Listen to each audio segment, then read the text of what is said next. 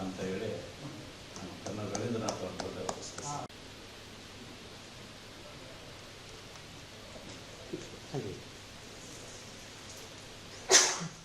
ಕರ್ಬಸಮ್ಮನ ನಿವೃತ್ತ ಶಿಕ್ಷಕಿರವರು ನನಗೆ ಅನೇಕ ಪತ್ರಗಳನ್ನು ಅವರು ಲಿಖಿತವಾಗಿ ಬರಿತಾ ಇದ್ದರು ಮತ್ತು ವಿನಂತಿ ಮಾಡ್ತಾಯಿದ್ರು.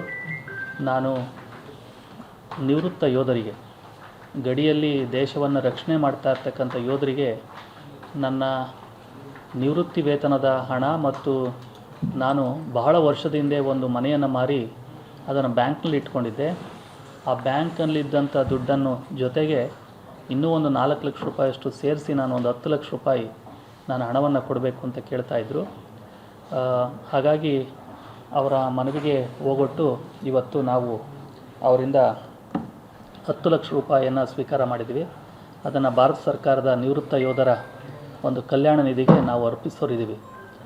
ಇದಲ್ಲದೆ ಮಾನ್ಯ ಕರ್ಬಸಮ್ಮ ಅವರು ನಮಗೆ ಅನೇಕ ಪತ್ರಗಳನ್ನು ಸರ್ಕಾರಕ್ಕೆ ಕಳಿಸ್ಕೊಡಿ ಅಂತೇಳಿ ಬರೆದಿದ್ದರು. ಅದರೊಳಗೆ ಅವರ ವಿನಂತಿ ಏನು ಅಂತ ಹೇಳಿದ್ರೆ, ನಮಗೆ ದಯಾಮರಣಕ್ಕೆ ನೀವು ಅನುಮತಿ ಕೊಡಿಸ್ಬೇಕು ಸರ್ಕಾರದಿಂದ.